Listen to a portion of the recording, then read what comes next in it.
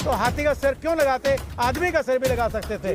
एक इतने बड़े आदमी की सवारी चूहा होता है जो घर में देखते ही चूहे को मारने लग जाते हैं, तो ऐसे देवता है जो चूहे की सवारी करते हैं। विश्वामित्र सिंह जो था, पुष्यमित्र सिंह, उसने बृहद्रथ का जो 10वें हमारे राजा थे, बौद्ध राजा थे, उसका कत्ल किया था।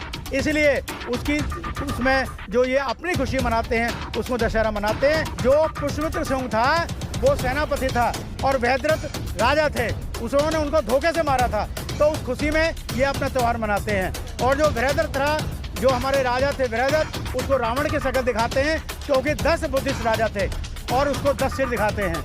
और जो पुष्यमित्र सिंह है उसको रावण मान करके दिखाते हैं, जबकि रावण कहीं कोई पैदा नहीं हुआ, राम कोई पैदा नहीं हुआ, उसी को जन्मभूमि नहीं है।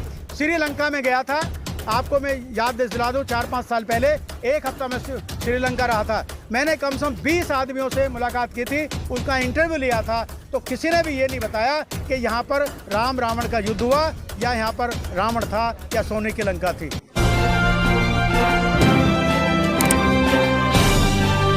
आप देख रहे हैं पब्लिक आवाज टीवी।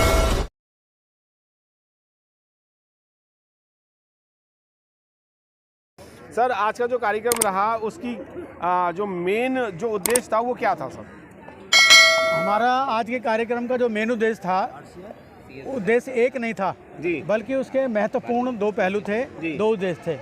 सबसे पहला तो ये था कि 15 तारीख से हमारा प्रशिक्षण शिविर था, धम्म प्रशिक्षण शिविर जी, और उसमें 32 आदमियों ने पार्टिसिपेट किया जी। 10 दिन यहीं रहे, यहीं पर उनका खाना हुआ और कम से कम 10 दिन में 8 दिन हम अपनी बस के द्वारा सभी भिक्षुओं को, श्रामेरों को लेकर के 8 बुद्ध विहारों में गए जी। वहाँ हमने पद यात्रा की जी, पद यात्रा की सबने, कम से कम 2-3 किलोमीटर सब लोग भगवान बुद्ध और बाबा साहब के नारे लगाते हुए सब लोग गए। उसका बहुत बड़ा इम्प्रेशन पड़ा, जो कि एक इतनी लंबी लाइन जब भिक्षुओं की किसी गली में निकलती है तो समझो बाबा साहब और भगवान बुद्ध का जो धम्म है उसका विस्तार और विचार हो रहा है जी। पहला ये था और आज इसका समापन था जी। दूसरा सबसे बड़ा जो कार्यक्रम था वो है धम्म दीक्षा का कार्यक्रम।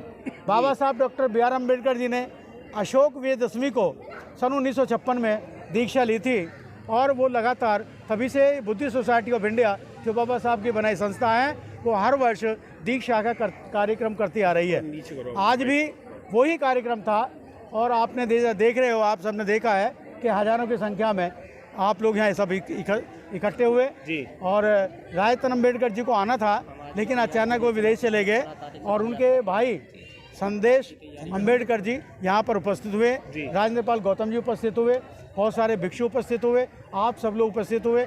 मैं आप सबको बधाई देता हूँ और धन्यवाद भी देता हूँ कि आप लोगों ने बुद्धिस्ट सोसाइटी ऑफ इंडिया को बहुत सहयोग दिया है। आप बार बार बधाई के पात्र हैं। सर, एक सवाल और जानना चाहूँगा, यहाँ पर अभी एक बात भी आई थी कि कुछ श्रामणेर बने हैं, कुछ बौद्धाचार्य बने हैं, कुछ प्रशिक्षण केंद्रीय प्रशिक्षण बने, ये क्या चीज़ है, ये कैटेगरी क्या है?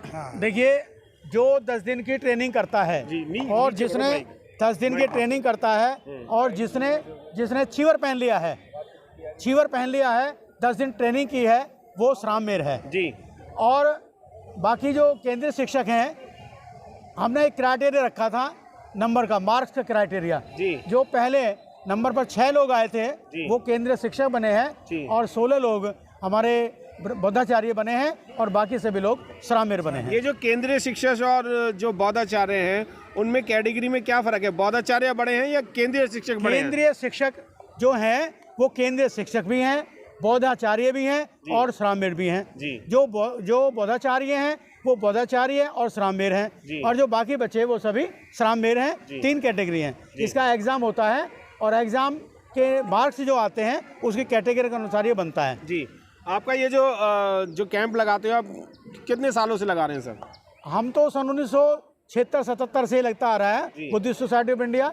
ये जरूरी नहीं है कि प्रत्येक वर्ष लगे, यानी 45-46 साल हो गए। हाँ जी, 2 साल में भी लग जाता है, 3 में भी लगा देते हैं और प्रत्येक वर्ष भी लग जाता है। जैसी व्यवस्था होती है वैसा ही शिविर का जो कैंप है हम लगाते हैं। इसमें कोई उम्र का भी क्राइटेरिया है कि भाई इतनी उम्र से इतनी उम्र का व्यक्ति होना चाहिए?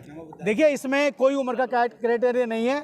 साउथ दिल्ली में हमने कैंप लगाया था अभी जून के महीने में। वहाँ 7 बच्चे ऐसे थे जो 18 साल से नीचे थे और 3 महिलाएं ऐसी थीं जिन्होंने 3 महिला जिन्होंने अपने बाल मुंडाए थे, वो भी उसमें शिविर में भागी हुई थी। और बाकी हमारे पुरुष थे जो शिविर में शामिल हुए थे। इसमें कोई क्राइटेरिया नहीं है, इसमें तो केवल ये है बाबा साहेब और भगवान बुद्ध में विश्वास करने वाले, शांति प्रिय, प्रज्ञा का पालन करने वाले, समाधि को पालन करने वाले, तृष्णा को दूर करने वाले, मन में शांति रखने वाले जो लोग हैं, जो बाबा साहब को अपने दिल से मानते हैं, हृदय से मानते हैं, भगवान बुद्ध को दिल से मानते हैं, हृदय से मानते हैं, उनमें विश्वास करते हैं, वो लोग शिविर में आते हैं। इसमें महिलाएं भी आ सकती हैं क्या? देखिए, महिला जो आती हैं उनका अलग शिविर होता है, पुरुषों का अलग शिविर होता है। आज इन्होंने क्वेश्चन किया है कि कहाँ के लोग आए थे, लेकिन जालौन से लोग आए थे, यूपी से। एक बिहार से आए थे, राजस्थान से 2 लोग आए थे, हरियाणा से भी 3 लोग थे, नरेला से थे और सारी दिल्ली से थे। गाजियाबाद से भी हमारे साथ 2 लोग आए थे।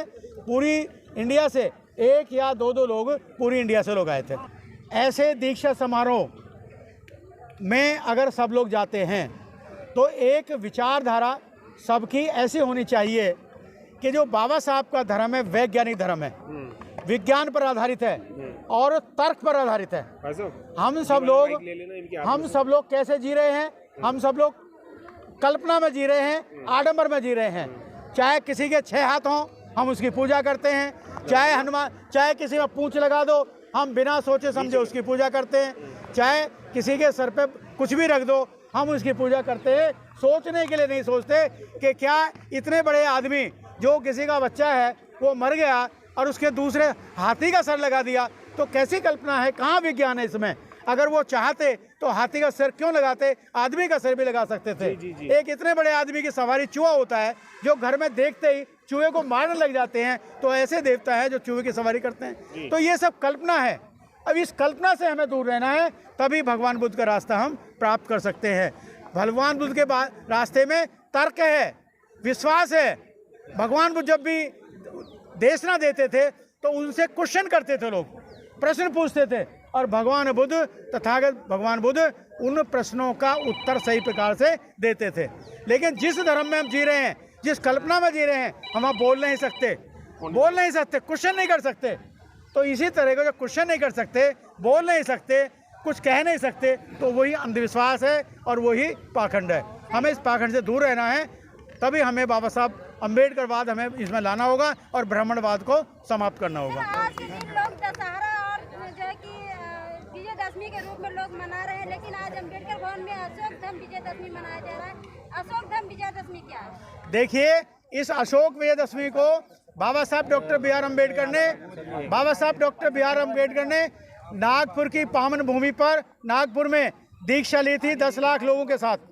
और ये जो दशहरा है, आज जो दशहरा मनाया जाता है, जो रावण को फूंका जाता है, रावण शूद्र था, हमारा बुजुर्ग था, तो ये गलत फूंकते हैं। आज की डेट में कोई सिद्धांत नहीं है, कोई इतिहास नहीं है आज का जिससे दशहरा फूंका जाए।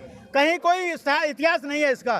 केवल पुष्यमित्र सिंह जो था, पुष्यमित्र सिंह, उसने बृहद्रथ का जो 10वें हमारे राजा थे, बौद्ध राजा थे, उसका कत्ल किया था। इसलिए उसमें जो ये अपनी खुशी मनाते हैं, उसको दशहरा मनाते हैं। लेकिन हकीकत में ये हमारा त्यौहार नहीं है। हमारा त्यौहार अशोक विजयदशमी है, इसलिए है कि बाबा साहब ने धम लिया था। मैंने आपको बताया क्यों मनाते हैं। जो पुष्यमित्र सिंह था वो सेनापति था और बृहद्रथ राजा थे, उन्होंने उनको धोखे से मारा था, तो उस खुशी में ये अपना त्यौहार मनाते हैं। और जो बृहद्रथ था, जो हमारे राजा थे बृहद्रथ, उसको रावण की शक्ल दिखाते हैं, क्योंकि 10 बुद्धिस्ट राजा थे और उसको 10 सिर दिखाते हैं। और जो पुष्यमित्र सिंह है, उसको रावण मान करके दिखाते हैं, जबकि रावण कहीं कोई पैदा नहीं हुआ, राम कोई पैदा नहीं हुआ, उसी को जन्मभूमि नहीं है।